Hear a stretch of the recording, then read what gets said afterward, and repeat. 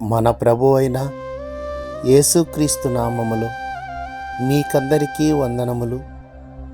ఈరోజు దేవుని వాక్యము.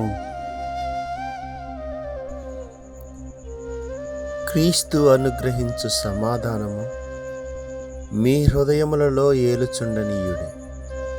ఇందుకొరకే మీరొక్క శరీరముగా పిలువబడితిరి మరియు కృతజ్ఞులై ఉండుడి. కొలస్సీలకు రాసిన పత్రిక 3వ అధ్యాయము 15వ వచనము.